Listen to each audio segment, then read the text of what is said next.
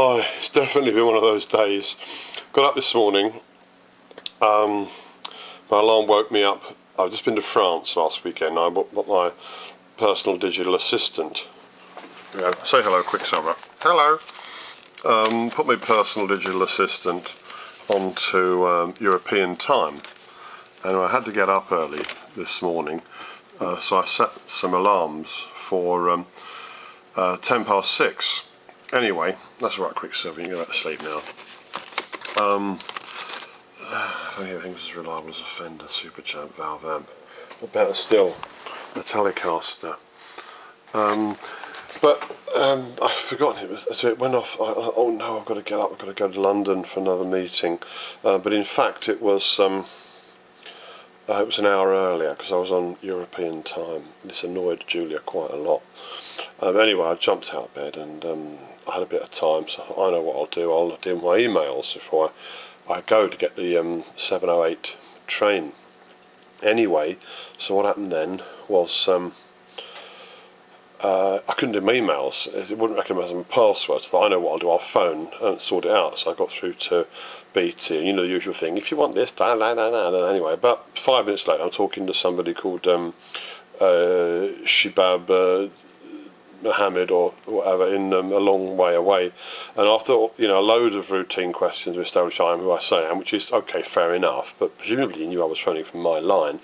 We thought, have you tried this? I thought, yes, I have. Have you tried that? Yes, I did. And anyway, eventually, after 25-30 minutes, it establishes that it's a server, it's a BT server has gone down. I wonder how long ago you knew that. I look at the clock, oh no, I'm going to miss my train. So I said, look, I'm sorry, I can't deal with this. So it wasn't fixed, so I rushed out there. I got to the blasted train station and I had a long walk, there was Eastleigh Parkway, I had a long walk down the car park. Car parking machines aren't working. It's £11 to park your car for a day, which is a bit severe. But anyway, so the next machine wasn't working either, so I left a little note saying, look, the machine's not working. I get into the busy platform. It's now 4 minutes until my train is going to go. It's the last train that's going to get me to this conference in London on time. It's at the Royal College of Physicians about melanoma skin cancer, which I'm involved in. I'm actually on the committee to organise this. And anyway, if I'm boring you to tears, don't worry, I'm going to open some beer in a minute. And I'll delete this before long anyway.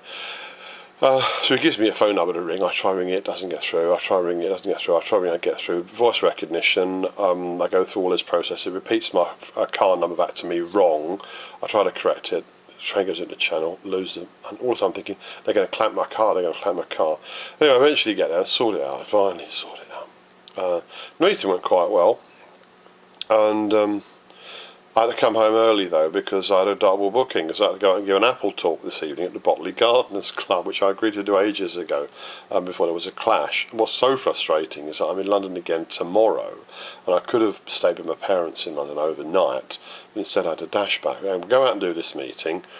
I used my old laptop, and it won't recognise the PowerPoint I've done from my modern one. It did last time I tried it. Why it didn't today, I've no idea.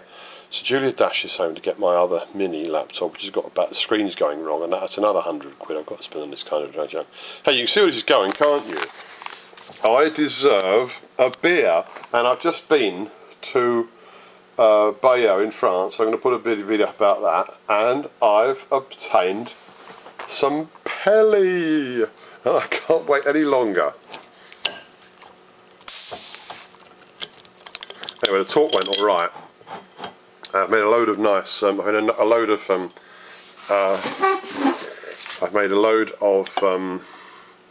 videos from my trip to Normandy, which I did with my daughter Emily. We got a really nice bed and breakfast place with a little suite of rooms, so we got our own room, and in a mill. A place called the Moulin d'Ard, which you can find if you Google bed and breakfast Bayeux. You'll find Le Moulin d'Ard quite easily. It's a short distance out of town, and anyway, we stayed there. We visited the market, we did some shopping. We didn't visit the tapestry because we've visited it before, and it was only a short trip. And thankfully, we had a beautiful a really nice journey. Went out on the Mont Saint Michel, beautiful cruise ship, car ferry, and came back on the Normandy Express, which is quite a fast catamaran. It can be a bit lumpy, but in fact it was a lovely smooth crossing. So we got back with our precious cargo, including, well, it's a year's supply if I only drink one bottle every 6 weeks. But we got some Pelforth Brune, which it's an unsophisticated beer, you know, it's just very, very rich in malt. Simple things please simple minds. Anyway,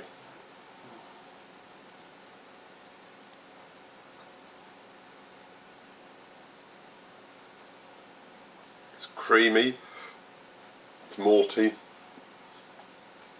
bit of toffee in there, not too much hops. Julia likes this as well. I like a bit more hops sometimes, but with Pelly this is just right. I've said before, this is like Newcastle Brown before they take the flavour out. If you imagine Newcastle Brown, we'll put it this way, if I was to take this, fill it up to there with water and make it a lot fizzier, then it would be like Newcastle Brown.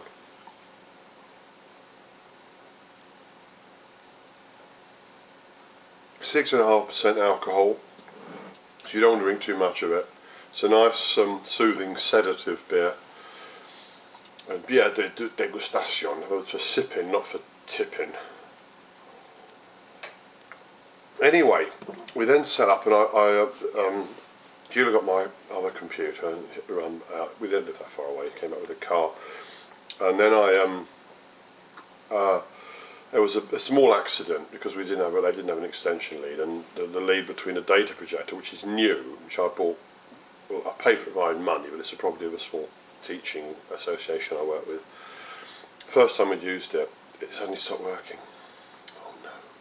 Because it accidentally got pulled out, the lead was tight, and the lead got pulled out, connected, then it stopped. Oh no, we've wrecked it, we've broken it, the guarantee won't cover this.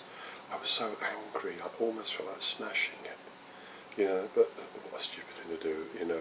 I wouldn't do anything like that. I'm not an idiot, I hope.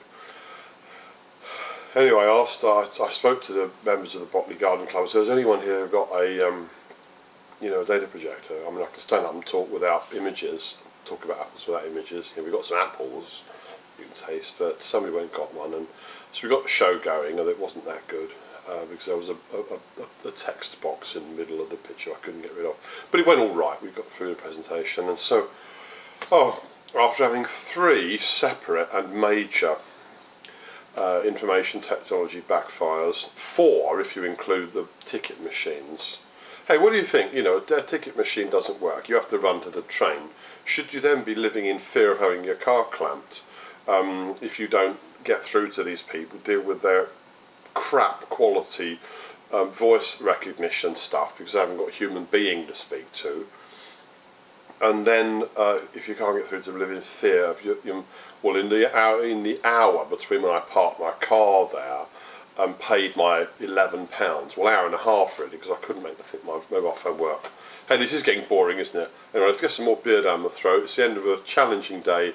Anyway, everything I was supposed to do I did actually achieve today. So I'm quite pleased about that, and I've written up the day, written up this medical conference on skin cancer. I need to just finish writing it up, send it off. So anyway, here I am. It's just gone 10. I've been working since 6.